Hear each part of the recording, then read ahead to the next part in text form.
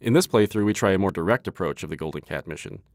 Co-creative directors Harvey Smith and Rafael Colantonio are here to walk you through it.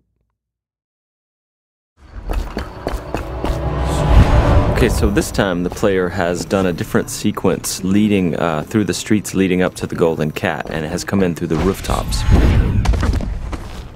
It's a lot of vertical movement in the game, a lot of mobility.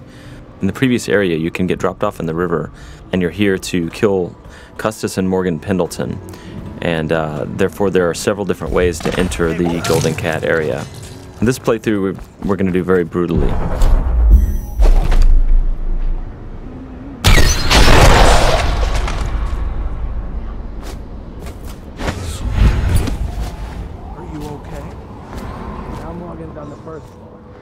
Need to get the men in position. The Ivory Room. All I can tell you is it's very heavily soundproofed. I'll leave the rest to your imagination. Custis is easier to know. Why would anyone pay for that? Rats, plague, elixir, bunch of crap. Huh?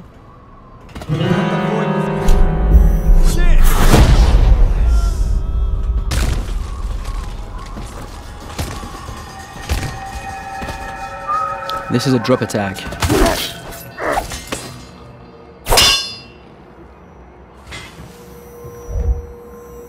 Talk to that nice girl again. The one I told you about. But you're at the Golden Cat, right? Yeah.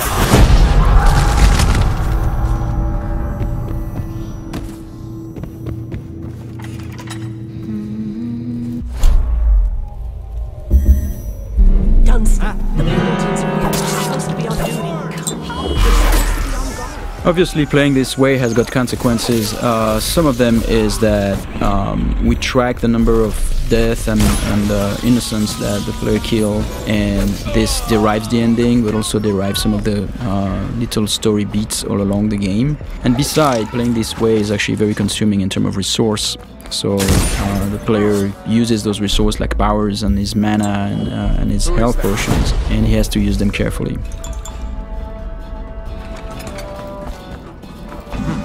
Might be worth checking out.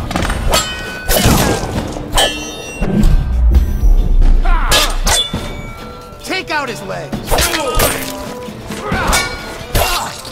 So here the players stop time just before the guards have fired their pistols, and he's planting a spring razor there. When time resumes, it will kill them both.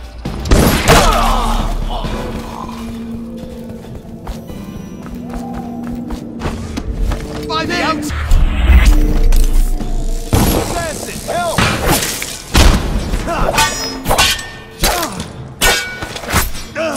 The game's combat with the sword, the melee combat, involves blocking and counter attacks if the blocking is timed correctly. I hear you.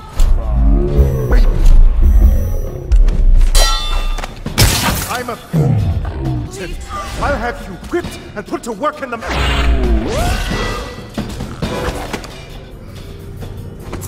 So both targets have been assassinated.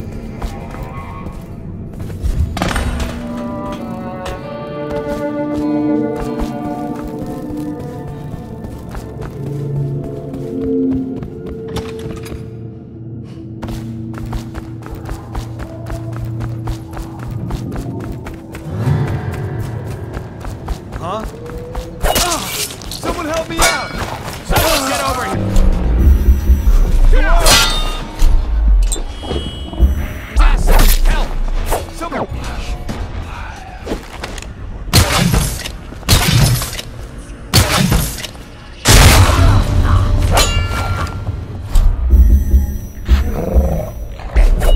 The player's summoning rats. Once the rats are in the world, they're like little AIs. So sometimes the guards win, sometimes the rats win. And here the player has possessed one of his own rats and is now getting away.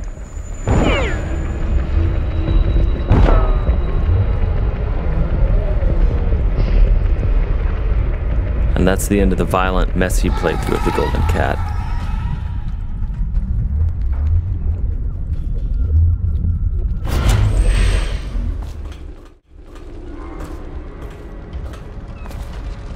So this is a very different area. The previous area with posh and pretty, this is like desolated, abandoned. This is actually the area where there are weepers. It's called the flooded district.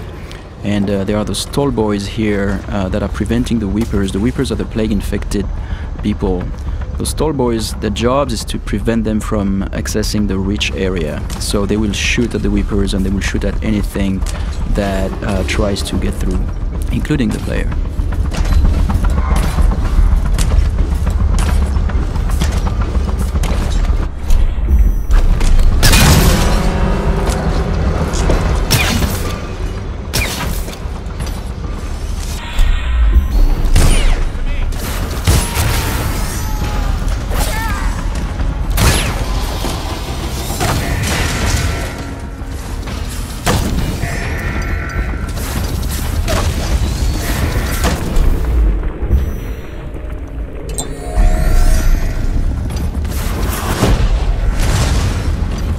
Here we're using Wind Blast to bounce back the arrows at the tall boys.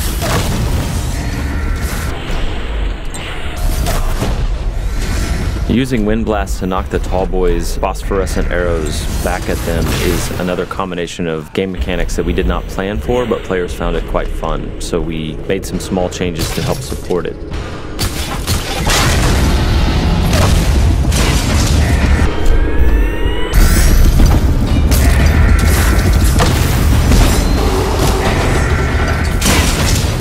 These Stiltwalker guards, the tall boys as they're called, have vulnerable tanks of whale oil on their backs that they use for their incendiary arrows. And so periodically the player is shooting at those tanks, stopping time, trying to get behind them.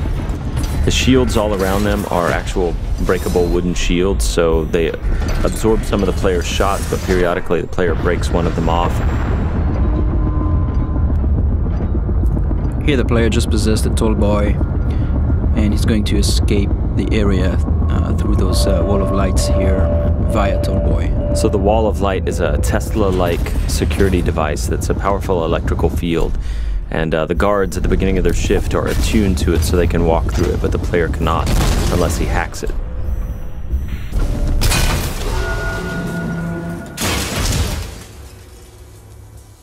Thank you for watching. For an alternate approach, check out youtube.com/Dishonored or Dishonored.com.